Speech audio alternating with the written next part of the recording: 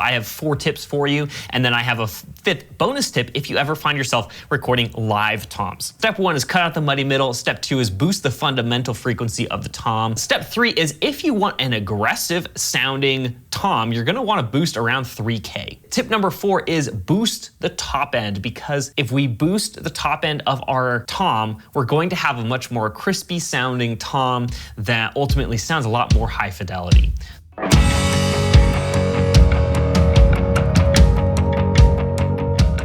Hi, my name's Tyson. I'm a mastering engineer here at Dinosaur Dog Mastering, and today we're going to be talking about how to EQ your toms, specifically on your drums. However, if you want to be able to EQ everything in your mix like a pro, don't forget to pick up my instrumentation equalization guide. That is my free gift to you for watching this video. You can find a link for that in the description. The first line of the description will contain a link where you can download the instrumentation equalization guide. Also, that does come with my compression guide as well. So if you're a little bit confused on how to compress different things, that is kind of like a 101 class on how to compress inside of your mix. Make sure you're picking up both of those guides. It's definitely going to help you in your next mix. Okay, with that said, let's dive into how to EQ your toms inside of your mix. I have 4 tips for you, and then I have a 5th bonus tip if you ever find yourself recording live toms. Make sure you stick to the end to figure out what the 5th tip is for live toms. You don't want to ever be in the situation where you have live drums and you just don't know exactly what to do with them because you've always dealt with MIDI drums. So make sure you stick around. With that said, let's dive in. Let's listen to the song really quick, and then we'll dive into actually EQing these toms.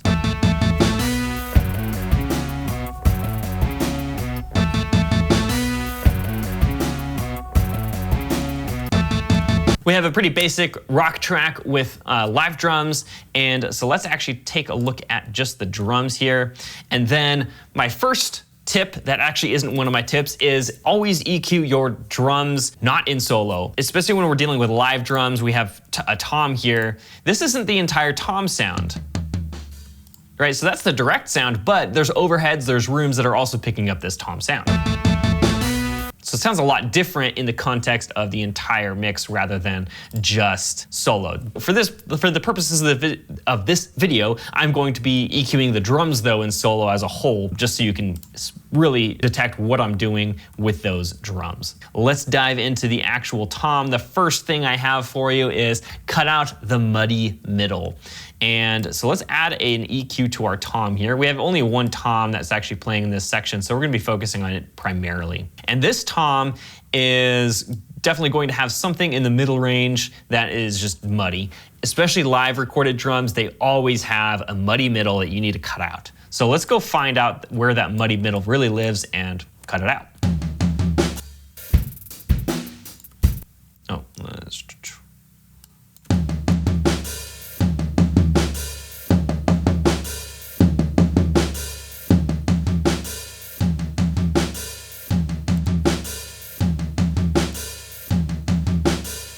So that should clean it up quite a bit. Let's cut out a lot. We're doing 5 decibels. That's more than I normally do, but just for the purpose of this tom, it's pretty muddy, so we want to get rid of all that stuff. Okay, so that's tip number 1, cut out the muddy middle. Step 2 is boost the fundamental frequencies of our tom. When we're looking at our analyzer over here, we can see that there's a very distinct fundamental of this tom.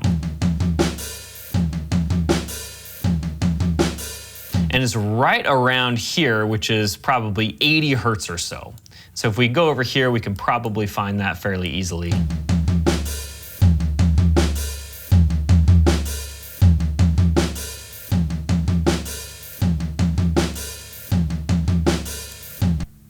And so oftentimes you'll find, I find people actually cutting a lot of the fundamental frequencies, and I used to do that as well, just putting a high pass up to hear something, just to avoid making that bottom end too muddy. But that really doesn't make sense with toms, first of all, because toms generally are very transient in the song. You might have a tom that only gets hit one single time in the entire song, just during one drum fill. That doesn't really make any sense to cut that out because that's not really contributing to any muddiness over overall. I almost don't even high pass any toms at all because of that reason, but we do want to boost that fundamental, because that's what really brings a fullness, the bigness of those toms, especially if you're going for that vibe. Listen to this change here. So here's the before.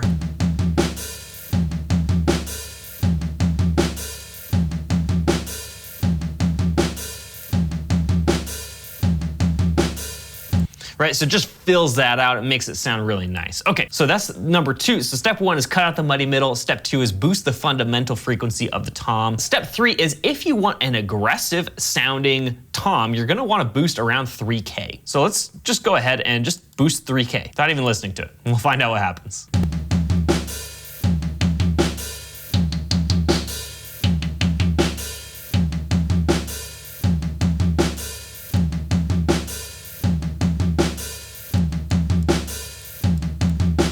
So by boosting the 3K range, we're doing 2 things. Specifically, we are actually adding a lot of aggressiveness to the tom itself. 2, we're also allowing the tom to cut through the mix a lot. So if we had this in not soloed, it's gonna cut through the mix a lot more, and it has this harsh quality to it. And that's actually a really good thing, because the 3K range, if we overboost that in the entire song, it's really harsh to our ears. However, by adding that to our toms, it's adding a little bit of harshness, but because they're only played, again, like 3 or 4 times throughout the entire song, it's okay and allows them to really cut through that mix really well. If you don't want an aggressive tom sound, then you don't need to boost here, but oftentimes I find myself boosting in the 3K range just to get those toms to really cut through the mix really well and add some additional aggressiveness to the drums overall. Tip number 4 is boost the top end, because if we boost the top end of our tom, we're going to have a much more crispy sounding tom that ultimately sounds a lot more high fidelity. So let's add a high shelf and let's just start boosting until we find where we want to keep this shelf.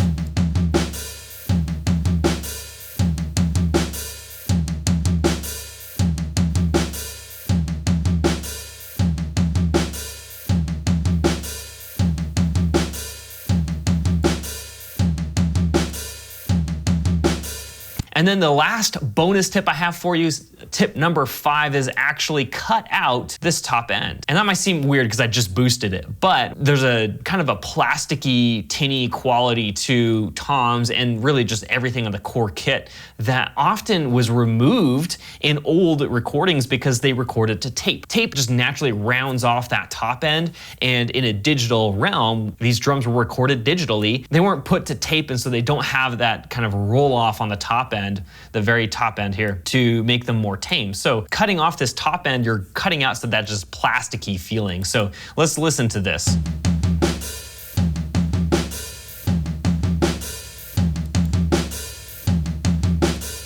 Let's check our volume where we're at. So here's the before, right around 10. So we did add about 3 decibels of gain. So let's drop the gain by about 3 decibels.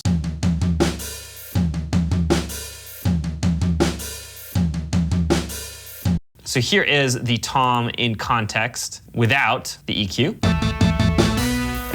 And here's with.